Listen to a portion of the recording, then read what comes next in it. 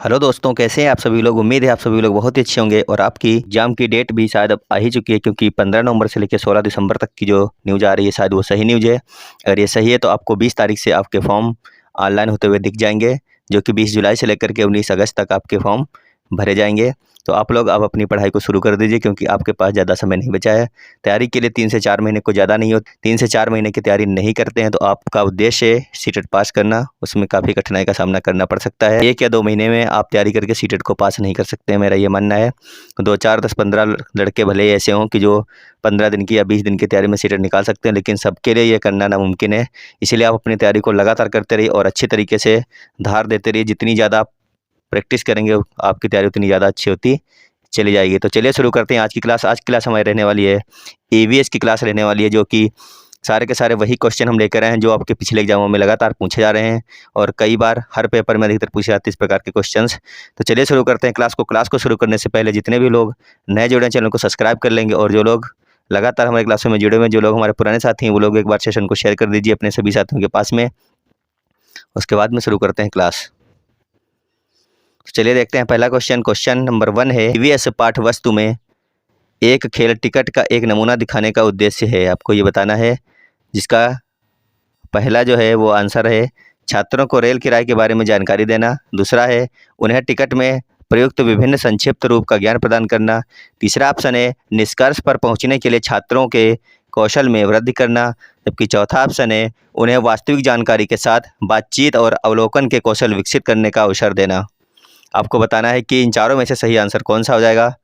EVS पाठ वस्तु में एक खेल टिकट का एक नमूना दिखाने का उद्देश्य क्या हो सकता है। तो इसका जो सही आंसर है वो होगा ऑप्शन नंबर बी, उन्हें टिकट में प्रयुक्त विभिन्न संक्षिप्त रूप का ज्ञान प्रदान करना। बिल्कुल सही आंसर है ऑप्शन नंबर बी। देखते हैं अगला क्वेश्चन। क्वेश्चन है बीज अंकुरण की, देखिए क्वेश्चन आराम से पढ़िए। बीज अंकुरण की अवधारणा को सबसे अच्छे से सिखाया जा सकता है। सभी लोग बताएंगे इसका सही आंसर क्या होगा। बीज अंकुरण की अवधारणा को सबसे अच्छे से किस प्रकार से सिखाया जा सकता है। पहला ऑप्शन है किसी वर्ग के बीज कैसे अंकुरित होते हैं दिखाकर और अंकुरण की प्रक्रिया को समझाकर। जबकि दूसरा ऑप्शन है बोर्ड पर चित्र के माध्यम से अंकुरण चरण पेश करके। जबकि तीसरा ऑप्शन है छात्रों द्वारा बीज बोने के विभिन्न चरण को गतिविधि के माध्यम के द्वारा प्रदर्शित करने से। जबकि चौथा ऑप्शन है बीज अंकुरण की तस्वीरें दिखाकर। तो इन चारों में जो सही ऑप्शन है वो कौन सा हो जाएगा। इस क्वेश्चन का देखा जाए सही आंसर हो जाएगा ऑप्शन नंबर सी, छात्रों द्वारा बीज बोने के विभिन्न चरण को गतिविधि के माध्यम से प्रदर्शित करने। अगला क्वेश्चन। क्वेश्चन है प्राथमिक स्तर पर आकलन में होना चाहिए। प्राथमिक स्तर पर आकलन में क्या होना चाहिए आपको बताना है। पहला ऑप्शन है सतत और अंशरचित टिप्पणियों को छात्रों और उनके माता पिता के साथ साझा करना। दूसरा ऑप्शन है हर सप्ताह औपचारिक परीक्षण और खेल का रिपोर्ट कार्ड में दर्ज होना। तीसरा ऑप्शन है हर साल के यानी कि साल के अंत में अर्धवार्षिक और वार्षिक परीक्षा कराना। चौथा ऑप्शन है हर हफ्ते गृह कार्य और कक्षा कार्य का उत्तीर्ण और अनुत्तीर्ण के तहत निर्धारण करना। तो इन चारों में जो सही आंसर है वो हो जाएगा ऑप्शन नंबर ए। क्या होगा, सतत और अंश रचित टिप्पणियों को छात्र और उनके माता पिता के साथ साझा करना। क्वेश्चन नंबर अगला है दोपहर की भोजन या फिर दोपहर के भोजन के ब्रेक के बाद ईवीएस शिक्षण में जब आपको लगता है कि छात्र क्लास में रुचि नहीं ले रहे हैं या फिर आपके लेसन में रुचि नहीं ले रहे हैं, तो आपको क्या करना चाहिए। विषय तुरंत बदलें या फिर विषय को दिलचस्प बनाने के लिए ऑडियो विजुअल का उपयोग करें, या फिर ज़मीन में खेलने के लिए बच्चों को बाहर ले जाएं, या फिर उनसे कहें कि वे डेस्क पर अपना सिर रखकर आराम करें। तो आपको बताना है कि जब दोपहर का भोजन हो जाता है यानी कि लंच ब्रेक के बाद में ईवीएस के अगर आपकी क्लास लगी हुई है और आपको लगता है कि बच्चे आपके सब्जेक्ट में रुचि नहीं ले रहे हैं या फिर आपकी क्लास में रुचि नहीं ले रहे हैं, तो आपको क्या करना चाहिए। तो आपको तुरंत विषय को दिलचस्प बनाने के लिए ऑडियो विजुअल का उपयोग करना चाहिए, यानी ऑप्शन नंबर बी बिल्कुल सही है इसका। देखते हैं अगला क्वेश्चन। क्वेश्चन है एक स्कूल के कक्षा 5वीं के छात्रों के लिए राजस्थान की एक शैक्षिक यात्रा की योजना बनाई गई। यात्रा के दौरान आपकी बच्चों से क्या अपेक्षा होगी। नंबर ए है उन्हें खुद में आनंद लेना चाहिए। नंबर बी है उन्हें गौर से निरीक्षण करना चाहिए, नोट्स बनाने चाहिए और अन्य छात्रों और शिक्षकों के साथ अपने निरीक्षण को साझा करना चाहिए। जबकि तीसरा ऑप्शन है उन्हें सवालों को लिखना चाहिए यदि कोई हो, और घर पर पहुंचने पर अपने माता पिता से पूछना चाहिए। जबकि चौथा ऑप्शन है बिना सवाल पूछे उन्हें सब कुछ निरीक्षण करना चाहिए। तो इस क्वेश्चन का जो सही आंसर है वो आप लोगों को बताना था, क्या हो जाएगा। तो इस क्वेश्चन का सही आंसर हो जाएगा ऑप्शन नंबर बी, उन्हें गौर से निरीक्षण करना चाहिए और नोट्स बनाने चाहिए और अन्य छात्रों और शिक्षकों के साथ में अपने निरीक्षण को साझा करना चाहिए। तो ऑप्शन नंबर बी बिल्कुल सही आंसर हो जाएगा इस क्वेश्चन का। देखते हैं अगला क्वेश्चन। अगला क्वेश्चन है, एक ईवीएस कक्षा में बच्चों के व्यक्तिगत अनुभवों को महत्व देते हुए शिक्षक को क्या फ़ायदा होगा। सभी लोग इसका आंसर करेंगे। बच्चे के अनूठे अनुभव का पता लगाना, यानी ऑप्शन नंबर 1 है बच्चे के अनूठे अनुभव का पता लगाना। बी है बच्चों की भाषा और संचार कौशल में सुधार करने के लिए सहायता देना। और जो सी ऑप्शन है वो शिक्षार्थियों के विषय में अनुभवात्मक दुनिया से संबंधित करना और प्रतिबिंब और अधिगम को बढ़ावा देना। और ऑप्शन नंबर 4 है इनमें से कोई भी नहीं। तो बताइए ईवीएस कक्षा में बच्चों के व्यक्तिगत अनुभव को महत्व देते हुए शिक्षक को क्या फ़ायदा होगा। तो इस क्वेश्चन का सही आंसर हो जाएगा ऑप्शन नंबर सी, क्या होगा, शिक्षार्थियों के विषय में अनुभवात्मक दुनिया से संबंधित करना और प्रतिबिंब और अधिगम को बढ़ावा देना। देखते हैं अगला क्वेश्चन। क्वेश्चन है, बच्चों को ईंधन के विभिन्न प्रकार के बारे में बताने के लिए शिक्षक क्या कर सकते हैं। देखते हैं ऑप्शन। पहला ऑप्शन है एक चटाई पर ईंधन की तस्वीर दिखाना। दूसरा ऑप्शन है बच्चों को विभिन्न ईंधन की सूची बनाने के लिए कहना। जो तीसरा ऑप्शन है कक्षा में ईंधन के कुछ नमूने दिखाना।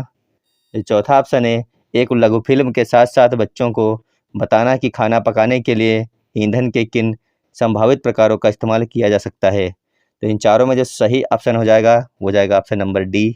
क्या है कि बच्चों को एक फिल्म दिखाई जाए, लघु फिल्म यानी छोटी सी फिल्म दिखाई जाए 5 से 7 या 10 मिनट की, और उसमें बताया जाए कि खाना पकाने के लिए ईंधन के रूप में किन किन संभावित प्रकारों का या फिर किन किन चीज़ों का इस्तेमाल किया जा सकता है। आगे है एक नक्शे को पढ़ने के लिए आवश्यक कौशल है। पहला ऑप्शन है उत्कृष्ट ड्राइंग और पेंटिंग कौशल। दूसरा ऑप्शन है एक दुनिया पर गणना और स्केच का उपयोग करने की क्षमता। तीसरा ऑप्शन है अर्थपूर्ण क्षमता से बाहर आकर्षित करने के लिए उत्कृष्ट संचार कौशल। जबकि चौथा ऑप्शन है स्थानों, दूरी और दिशाओं के संबंधों की स्थिति को समझने की क्षमता।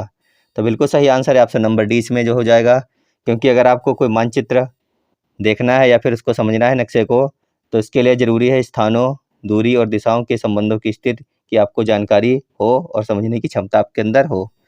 क्वेश्चन नंबर 9 है असाइनमेंट के बारे में निम्नलिखित तथ्यों में से कौन सा सही है। आपको बताना है कि असाइनमेंट के बारे में नीचे दिए गए ऑप्शनों में से कौन सा सही है। पहला ऑप्शन है विविधता और अभ्यास प्रदान करने के लिए कक्षा कार्य के बाद हर दिन गृह कार्य में असाइनमेंट किए जाने की ज़रूरत है। दूसरा ऑप्शन दिया गया है असाइनमेंट कार्य मूल्यांकन का एकमात्र तरीका होना चाहिए। जबकि तीसरा ऑप्शन है असाइनमेंट शिक्षार्थियों को जानकारी की खोज के लिए अपने विचारों का निर्माण और उन्हें स्पष्ट करने का अवसर प्रदान करते हैं। जबकि चौथा ऑप्शन है माता पिता भाई बहन अपनी योग्यता के अनुसार असाइनमेंट कर सकते हैं। तो काफ़ी अच्छे अच्छे क्वेश्चन हैं, वही हैं जो आपके एग्जामों में लगातार पूछे जाते हैं। कई बार ये सब क्वेश्चन बन चुके हैं। तो आप लोग अगर नए जुड़े हैं चैनल पर, चैनल को जरूर सब्सक्राइब करिए। आपको नियमित रूप से क्लासें मिल रही हैं जो आपको सीटेट को क्रैक करने के लिए काफ़ी होंगी, और आप एक बार में सीटेट को जरूर पास करेंगे। तो इस क्वेश्चन का सही आंसर हो जाएगा ऑप्शन नंबर सी। क्या है, असाइनमेंट शिक्षार्थियों को जानकारी की खोज के लिए अपने विचारों का निर्माण और उन्हें स्पष्ट करने का अवसर प्रदान करते हैं। ऑप्शन नंबर सी बिल्कुल सही हो जाएगा। क्वेश्चन नंबर 11 है सरल प्रयोगों और प्रदर्शनों को ईवीएस कक्षा में प्रदर्शित किया जा सकता है। तो आपको बताना है कि सरल प्रयोगों और प्रदर्शनों को ईवीएस के कक्षा में किस प्रकार से प्रदर्शित किया जा सकता है। पहला ऑप्शन है बच्चों को अपने दम पर जानने के लिए और अपने परीक्षण कौशल को अधिक विकसित करने के लिए। जबकि दूसरा ऑप्शन है वरिष्ठ कक्षाओं में जो किया जा रहा है उसका पालन करने के लिए। तीसरा ऑप्शन है विचारों रिकॉर्ड पर चर्चा करने और छात्रों द्वारा उठाए गए सवालों के आधार पर टिप्पणियों का विश्लेषण करने के लिए। जबकि चौथा ऑप्शन है छात्रों को नियंत्रित करने और कक्षा में अनुशासन सुनिश्चित करने के लिए। तो क्वेश्चन नंबर 11 का जो सही आंसर वो ऑप्शन नंबर सी है। क्या हो जाएगा, विचारों रिकॉर्ड पर चर्चा करने और छात्रों द्वारा उठाए गए सवालों के आधार पर टिप्पणियों का विश्लेषण करने के लिए बिल्कुल सही आंसर ऑप्शन नंबर सी हो जाएगा इसका। देखते हैं अगला क्वेश्चन। क्वेश्चन है ईवीएस की कक्षा में अवधारणाओं को समझने के लिए कविता और कहानी कहना किस प्रकार सहायता करता है। सभी को आंसर करना है कि ईवीएस की कक्षा में अवधारणाओं को समझने के लिए कविता और कहानी कहना किस प्रकार सहायता करता है। पहला ऑप्शन है पाठ सुखद और रोचक बनता है। दूसरा ऑप्शन है स्थानीय और वैश्विक स्तर पर दुनिया की प्रकृति की कल्पना और अन्वेषण की क्षमता को बढ़ावा देता है। जबकि तीसरा ऑप्शन है शिक्षार्थियों के बीच भाषा और सांस्कृतिक विविधता की देखभाल करता है। चौथा ऑप्शन है सही दिशा में छात्रों की ऊर्जा को लगाता है। इन चारों में से जो सही आंसर है वो हो जाएगा ऑप्शन नंबर बी, स्थानीय और वैश्विक स्तर पर दुनिया की प्रकृति की कल्पना और अन्वेषण की क्षमता को बढ़ावा देता है। तो ऑप्शन नंबर बी बिल्कुल सही हो जाएगा। देखते हैं अगला क्वेश्चन। क्वेश्चन नंबर अगला है एक शिक्षिका अपने छात्रों को पीटी सरीसृप के बारे में पढ़ाते हुए वह कई उदाहरण देकर पाठ शुरू करती है और छात्रों से उन विशेषताओं को खोजने के लिए कहती है जो उनके पास थी। वह उपयोग कर रही है, क्या उपयोग कर रही है वो जो शिक्षिका है, प्रेरक दृष्टिकोण या फिर डिडक्टिव अप्रोच या फिर डिटेक्टिव अप्रोच या फिर डिटेक्टिव इंडिटेक्टिव अप्रोच। तो इस क्वेश्चन का सही आंसर हो जाएगा ऑप्शन नंबर ए, शिक्षिका उपयोग कर रही है प्रेरक दृष्टिकोण। ऑप्शन नंबर ए बिल्कुल सही है, प्रेरक दृष्टिकोण। देखते हैं अगला क्वेश्चन। क्वेश्चन है कक्षा 5 के छात्रों के लिए एक शिक्षक जानवरों के बोझ पर एक कक्षा ले रहा है। चर्चा करने से पहले वह एक वीडियो दिखाती है जहां एक गधा सामान से भरा हुआ है और गधा चलते समय लंगड़ा रहा है या फिर लंगड़ा कर चल रहा है। शिक्षक अपने छात्रों के साथ चर्चा करने की कोशिश कर रहा है। आपको बताना है कि एक कक्षा 5 की शिक्षिका है जो अपने छात्रों को दिखा रही है कि एक गधा काफ़ी ज़्यादा बोझ लेकर के चल रहा है, जो कि लंगड़ा कर चल रहा है। तो वो बच्चों को क्या दिखाना चाह रही है, आपको ये बताना है किस चीज़ के विषय में चर्चा करने की कोशिश कर रही है। पहला ऑप्शन है गधे की उपयोगिता। दूसरा ऑप्शन है गधे का उपयोग परिवहन के लिए किया जा सकता है। कि तीसरा उपयोग है पशुओं का अधिभार और शोषण। और जबकि चौथा ऑप्शन है ए और बी दोनों। बहुत बार क्वेश्चन रिपीटेड क्वेश्चन है, ये कई बार सीटेट के एग्जाम में आ चुका है अब तक। इस क्वेश्चन का सही आंसर हो जाएगा ऑप्शन नंबर सी, पशुओं का अधिभार और शोषण जो है ये बिल्कुल सही आंसर है। देखते हैं अगला क्वेश्चन। क्वेश्चन है ईवीएस के पीछे की विचारधारा अरबिंदो और गांधी जैसे शैक्षिक विचारकों के दर्शन के साथ मेल खाती है। जैसे कि ईवीएस, पहला ऑप्शन है बच्चों में समस्या सुलझाने की क्षमता विकसित करना। दूसरा ऑप्शन है बच्चों का समग्र विकास। जबकि तीसरा ऑप्शन है बच्चों के सामाजिक क्षमताओं का विकास। और चौथा ऑप्शन है ये सभी। तो इस क्वेश्चन का सही आंसर आप लोगों को बताना है क्या होगा। इस क्वेश्चन का सही आंसर हो जाएगा ऑप्शन नंबर बी, बच्चों का समग्र विकास करना। क्या होगा, बच्चों का समग्र विकास करना। ऑप्शन नंबर बी बिल्कुल सही हो जाएगा इसका। अगला क्वेश्चन है ईवीएस वर्ग के लिए बच्चों के प्रश्न महत्वपूर्ण हैं क्योंकि वे एक संकेतक हैं। किस चीज़ के संकेतक, बच्चों को क्या नहीं पता था, बच्चों को क्या नहीं पता है, बच्चे क्या जानना चाहते थे, यह स्वीकार करता है कि शिक्षक समझाने में सक्षम नहीं था, या फिर जो अगला ऑप्शन है वह है बच्चे की याद करने की क्षमता। तो इन चारों में से बताइए ईवीएस वर्ग के लिए बच्चों के प्रश्न महत्वपूर्ण हैं क्योंकि वे एक संकेतक हैं। किस चीज़ के संकेतक हैं, वह हैं बच्चे क्या जानना चाहते थे, यानी ऑप्शन नंबर बी बिल्कुल सही हो जाएगा। देखते हैं अगला क्वेश्चन। क्वेश्चन है ईवीएस में स्टोरी टेलिंग एक प्रभावी शिक्षण रणनीति है। ऑप्शन देखिए, अब आप लोगों को क्या बताना है। ईवीएस में स्टोरी टेलिंग एक प्रभावी शिक्षण रणनीति है। पहला ऑप्शन है यह सीखने वालों को सुनने की क्षमता विकसित करने में मदद करता है। दूसरा ऑप्शन है यह दूसरे के संदर्भ से स्थिति की कल्पना करने की क्षमता विकसित करता है। जबकि तीसरा ऑप्शन है इससे शिक्षार्थियों में कहानी लेखन की क्षमता विकसित होती है। और चौथा ऑप्शन है यह पाठ को बहुत रोचक बनाता है। तो इन चारों में जो सही ऑप्शन है वो हो जाएगा ऑप्शन नंबर बी। क्या होगा, यह दूसरे के संदर्भ से स्थिति की कल्पना करने की क्षमता को विकसित करता है। तो अगला क्वेश्चन है एक प्राथमिक शिक्षक बच्चों के साथ ईवीएस कक्षा में विभिन्न फसल त्योहारों पर चर्चा कर रहे हैं, यह उनकी मदद करेगा।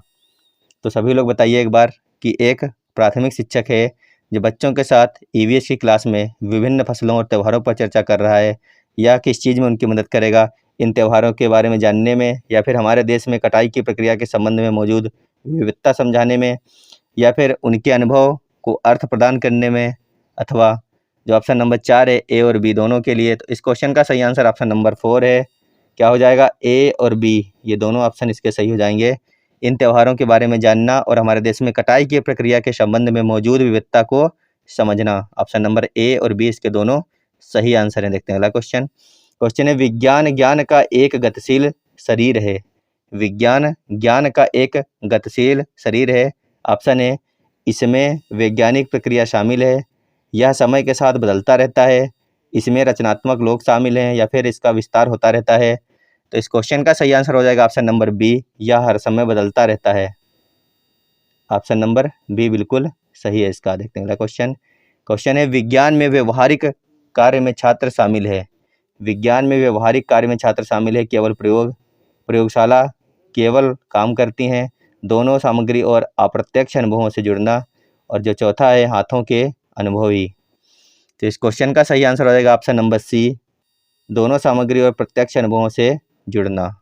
अगला क्वेश्चन है विज्ञान शिक्षण में दृष्टिकोण होना चाहिए, बाल केंद्रित, स्कूल केंद्रित, पाठ्यक्रम केंद्रित, या फिर शिक्षक केंद्रित। तो चाहे कोई भी शिक्षण हो, विज्ञान हो, इंग्लिश हो, हिंदी हो, मैथ्स हो, सब में जो है कैसा होना चाहिए? बाल केंद्रित ही होता है। तो ऑप्शन नंबर ए इसका बिल्कुल सही हो जाएगा, बाल केंद्रित। तो दोस्तों ये थी हमारी आज की क्लास, जिसमें हमने महत्वपूर्ण क्वेश्चंस किए हैं। अगर क्लास अच्छी लगी हो तो वीडियो को जरूर लाइक करिएगा, चैनल पर नए तो चैनल को सब्सक्राइब भी करिएगा और इस क्लास को, और उम्मीद है आप सभी लोग इस क्लास को जरूर शेयर करेंगे अपने साथियों के पास में। तो वीडियो देखने के लिए धन्यवाद। लगातार हमारे साथ जुड़े रहिएगा। अगर आपको सीटेट में सफलता प्राप्त करनी है तो अभी के लिए बाय बाय।